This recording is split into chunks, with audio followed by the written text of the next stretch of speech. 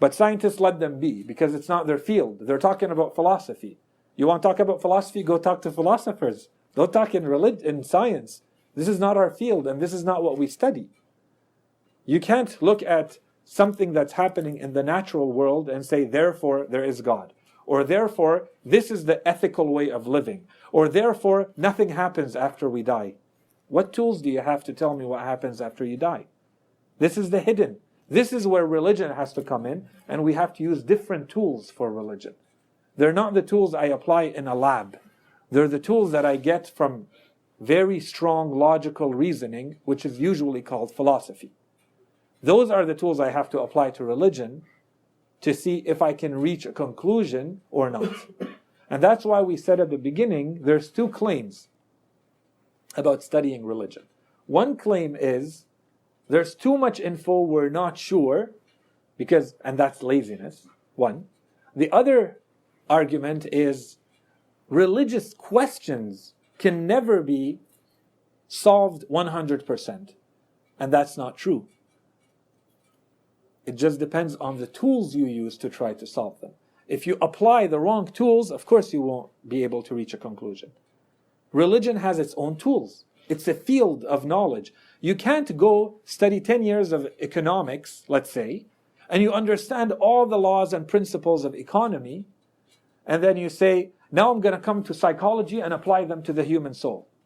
It doesn't work like that. There are tools that you use in psychology that are very different from the tools you would use in economics, that are very different from the tools you use in sociology or biology or engineering. All the principles and rules and laws of economics or economic theory will not help me decide whether this is the right type of concrete to build a bridge. Right? I need other tools to analyze this type of concrete that economics or psychology will never help me with. And this is what sometimes the problem is nowadays. People are confounding, mixing up, confusing all these different fields, and you think that because we know one thing in one field, we can apply it or generalize it to another field. No, go to a specialist in that field and ask them, can we apply this truth here, or is that truth limited to that world? So that's one part of the answer. It's a lot deeper than that, but I think that's a good beginning. Just onto the theory of what he was saying. So like, basically this person that came in, Inspector Science, so the people in the plane know that, like basically if I was sitting down in the plane, I would think, who is this person? And what qualifies them to know that this plane is ready to move now, right? So do the people in the plane know that science is not equipped to answer that the plane is ready to move? Or are the people in the plane, they know that, oh, this is just a hoax. This guy, he just said the plane is ready to move, but obviously the engine is still not working. So I guess it's like all about perspective of how you look at the theory. Maybe just to add to, yes, thank you very much, but I wanted to add one thing. There's a reason why in the example I said the pilot did not make the call. The pilot didn't say, we may have a problem, we're stopping the plane. It's not real life, it's just an example. But there's a reason why in the example I said, the pilot says, let's vote in the plane. And the reason I said that is because I want to show that if you maybe there's one person who's going to be stubborn, and maybe there's one person who doesn't want to be logical, but the majority of the minds of human beings put together, if they are mature and they're well functioning, they will reach a consensus. The majority will vote for something. And that's what shows you the nature of humanity. Not one person here and one exception there. Everybody in the plane, if there are 300 people, the grand majority of them, the crushing majority, will say, stop the plane. Because human beings don't want to risk their lives for a mechanical error. Even if it means we have to sit here for 3 days and not move, we're going to sit here and not move until you tell us we can move without risking our lives. Because the risk is too high. But there might be someone, 2, 3, 10 people, but it's not the majority. It's a very small minority. That's why we're trying to say, when you apply that logic to humanity, when you look at the history of humanity, when you look at all of societies today, all of the societies on earth today, you see that there are things that are universal, they're generalizable. They may disagree on the instances, but everybody has notions of the sacred and the holy. Everybody has belief systems and action systems that come out of them. Everybody believes in the good, but they don't believe this is the good and this is not the good. They disagree on that, but they believe in the good. They believe in the beautiful. They believe in the perfect. They disagree on which one is it. But the instinct, the natural instinct of human beings is to move towards the same things. No, to lean towards, to desire those universal instincts. So the good, for instance, no two human beings will disagree that you want the good. Okay, they'll disagree on what the good is. They might disagree on what it is, and that's where your reason has to come in. That's where the tool is different. Science cannot come and tell you, and this is the good. It can give you some data to work with, but you need something else to tell you, and that is the good, and that is not the good. Yeah. But I think you said like something. You said that many people think that we can't achieve like concrete evidence that religion is the way to go, and you said that is true. But I somewhat disagree, because if it was 100% that we had concrete evidence that God is out there and all these other factors, then otherwise the people would all be in religion. We wouldn't have just a minority in religion and the majority without religion. And even science has these same problems. We can't fully achieve this, like the 100% concrete evidence that say the Big Bang theory exists, because that's just a theory. So I think both sides have their their powers and their strengths and weaknesses. So like with religion, we can't fully prove that God is there with all the evidence we have. And the same thing with science. We can't prove that there is no God and that we all came from a little ball of energy. So like that's, I think, where people, like the discrepancies there. So some people choose with this side, and some people choose with that side. What if the answers are there, but people are lazy to look for them? If the answers are there, wouldn't you already find them? Haven't you already been through all the books that have been written? Yeah, there are scholars that have been through the books. Yeah. But for example, as a person, for example, if I was someone with no religion or anything, I wouldn't lean towards wanting to go explore it, curiosity. I would lean towards whatever's happening in the social media. I follow that. So for example, if the majority of social media is just, everything that is posted about no religion, then I'm going to be brainwashed with this idea of no God, no religion. If music is all about no religion, if everything is about no God, then that just becomes like a brainwash in my head that I just follow that path. So a lot of people, I find that they don't really go to look for the answers, but they just follow what's popular out there. Everyone wants to fit in. You want to fit in with the rest of society. It's why you wear a specific brand, for example. It's why people shop specific clothes. It's why you like a specific pop star or soccer player or whatever. You want to fit in with the rest of society, and that way it doesn't really matter to you, for example, what the absolute truth is, but what everyone thinks of you, even if you don't believe it in yourself.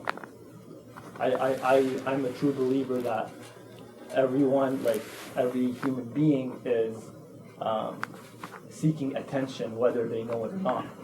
We all want everyone to show us attention, or we want to fit in with everyone so that we accept ourselves in society.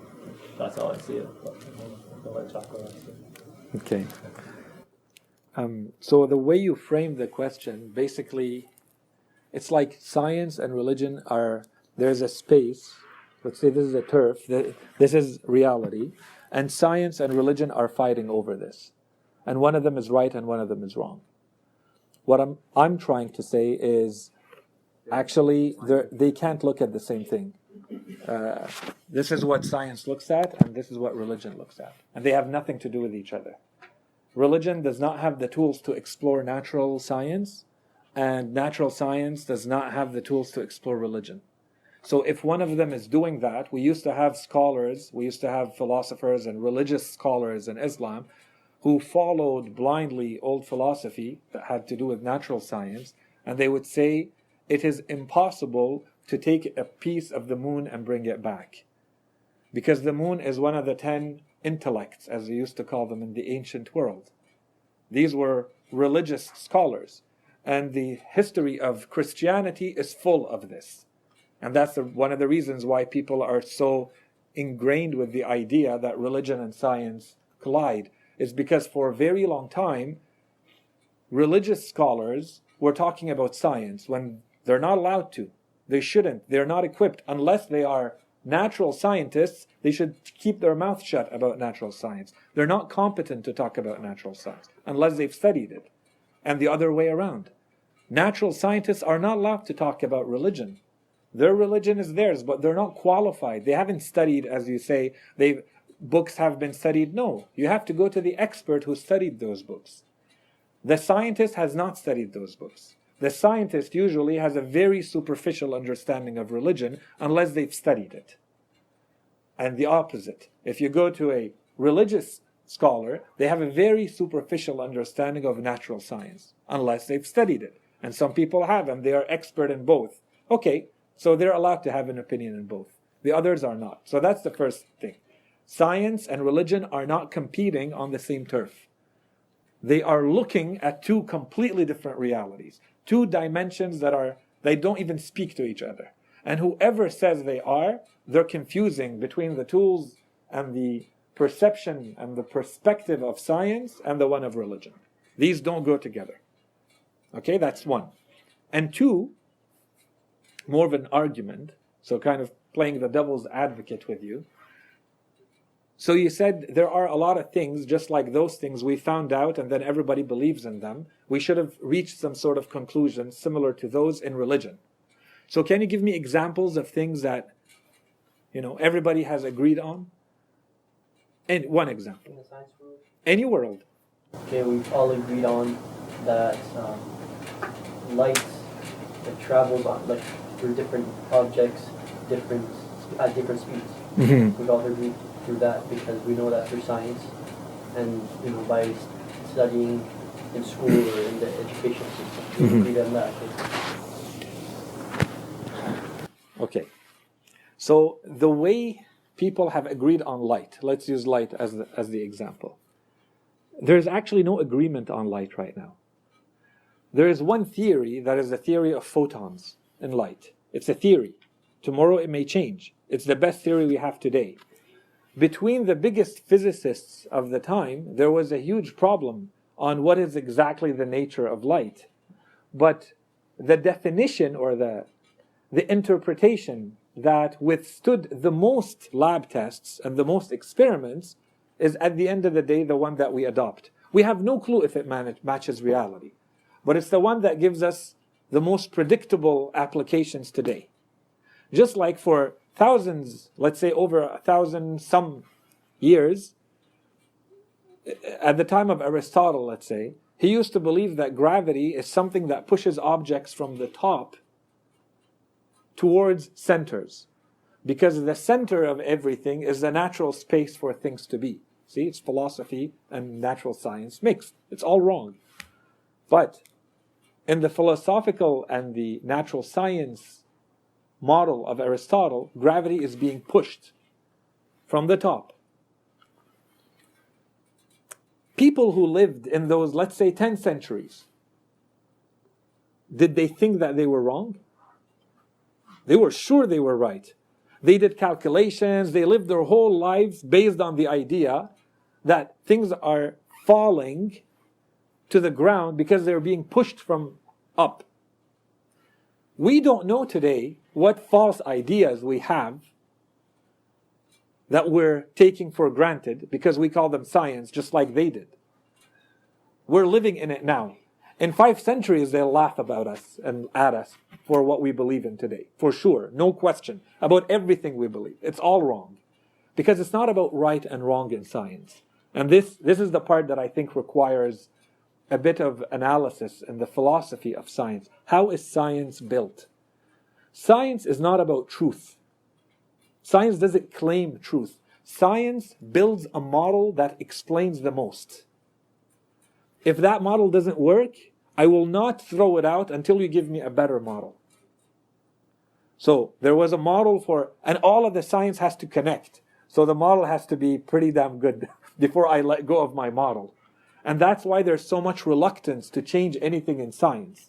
Science refuses change. You get the idea that scientists are open to it. No, science refuses change until something a lot better comes along. So even when they find out a truth, even when someone finds a problem with a theory, they can't just scrap it because too much stuff just crumbles if that theory is gone. So it's very incremental, and it takes like 500 years or 200 years of scholars adding and adding more evidence. Okay, we know there's a problem here. Yeah, but it doesn't fix all these. So we can't take it. Bring something else. That's how science works. And those little pieces, it's like bricks that you bring, and it builds this gigantic edifice that we call science. We keep building on it.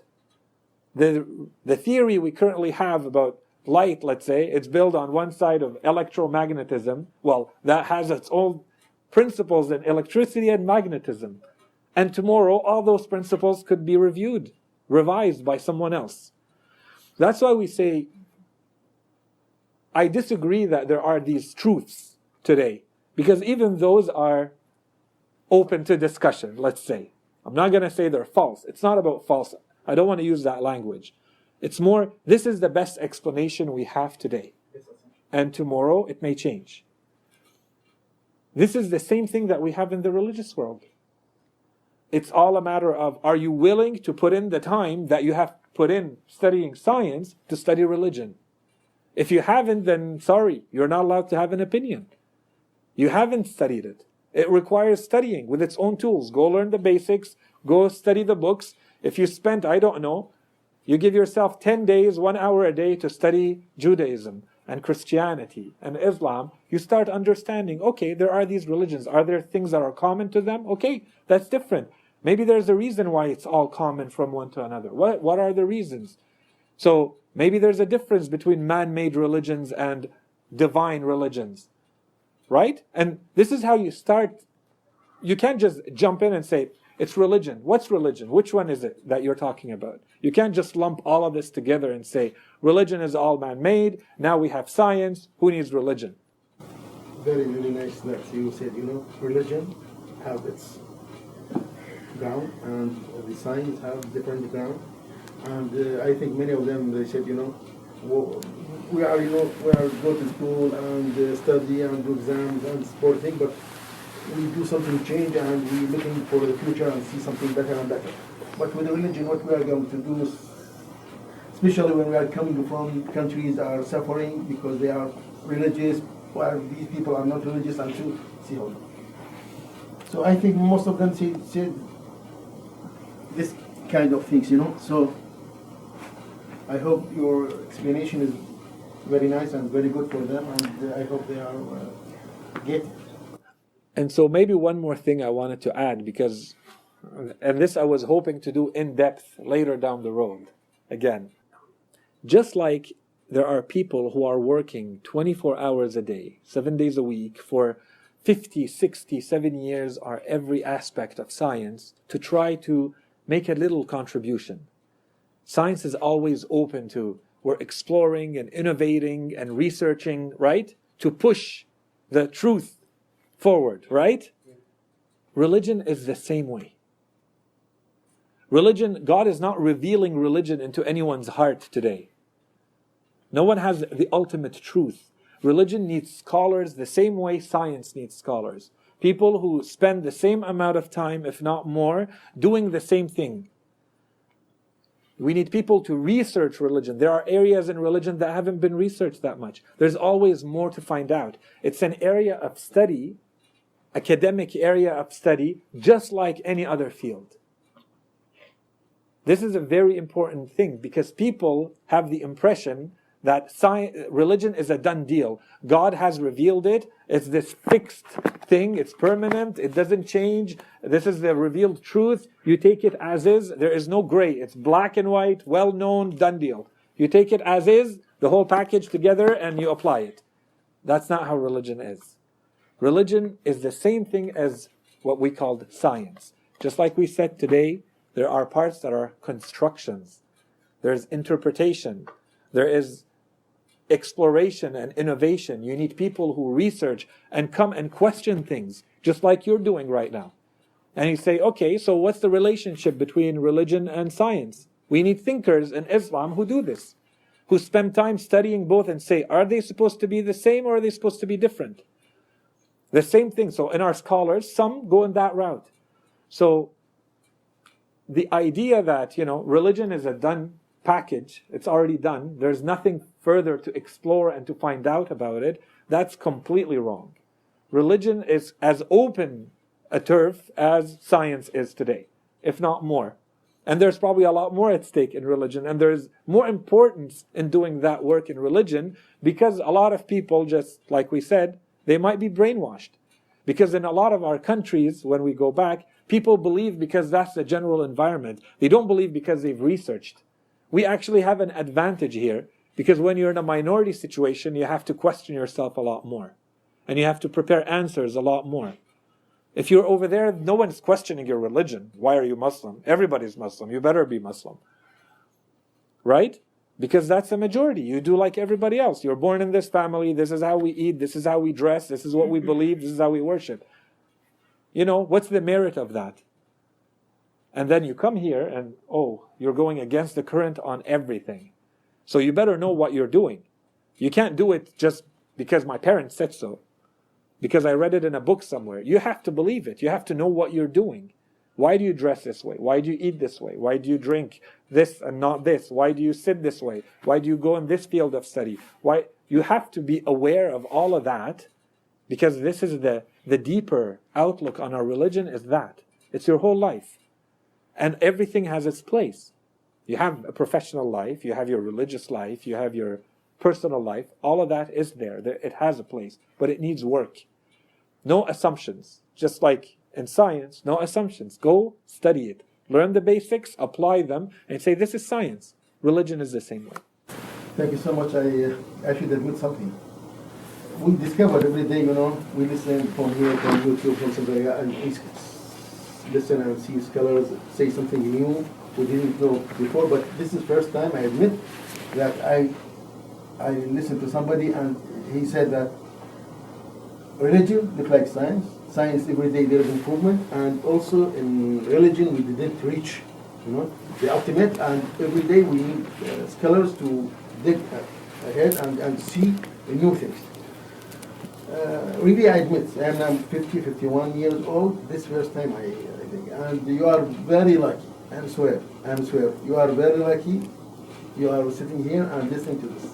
I swear. I told my kids in the car when I came here, I wish with their all I have this. We were just in Islamic society, so nobody teach us.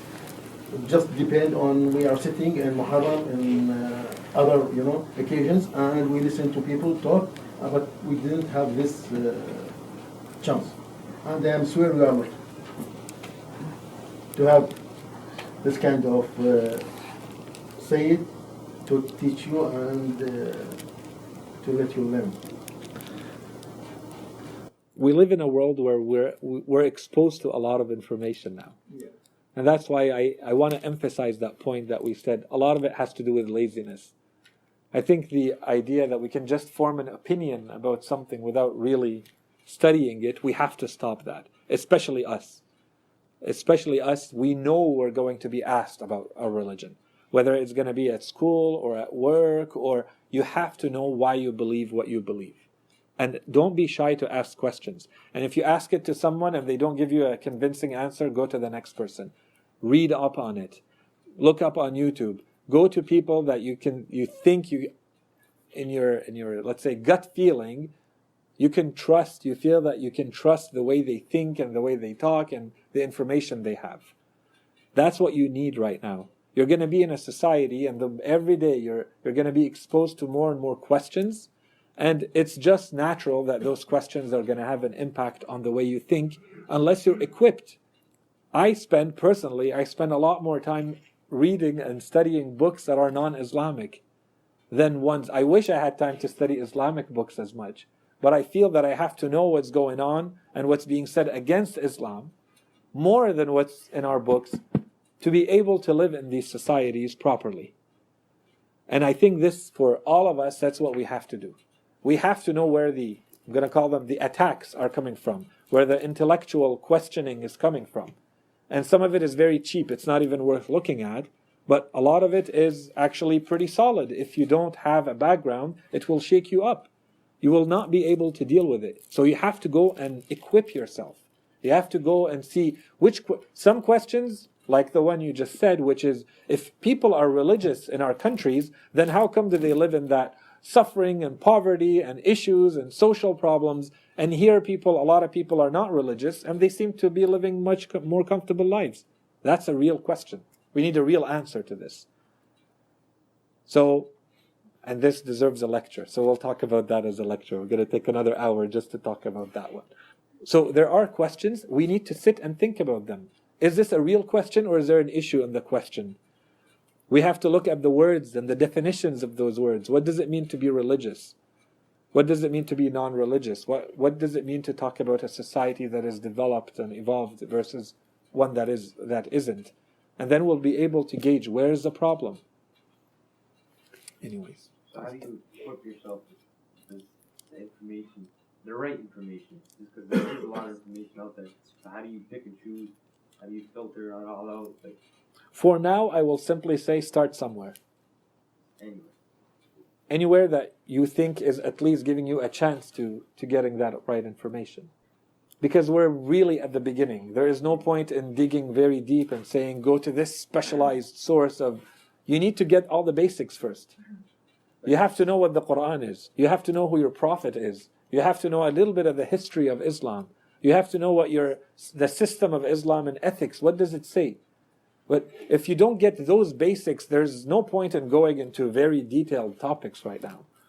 Right? Because it's a system. You can't just zoom in on one piece and you have no clue about everything else. Well, what if it's different for certain people? Like, say, certain people look at it this way, and another group of people look at it a different way.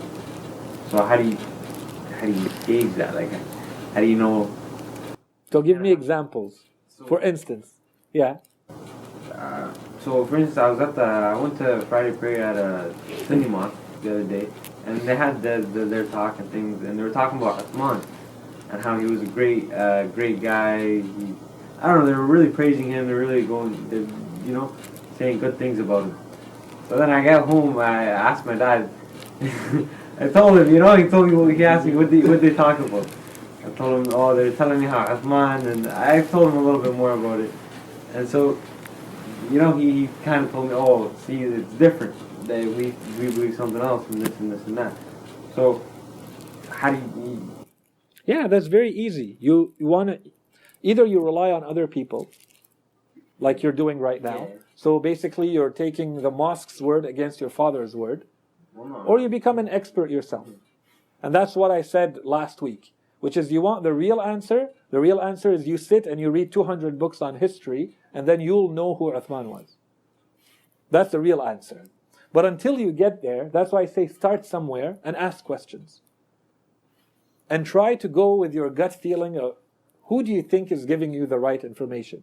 But you see, when you ask about someone who actually existed in history, it's a very easy answer.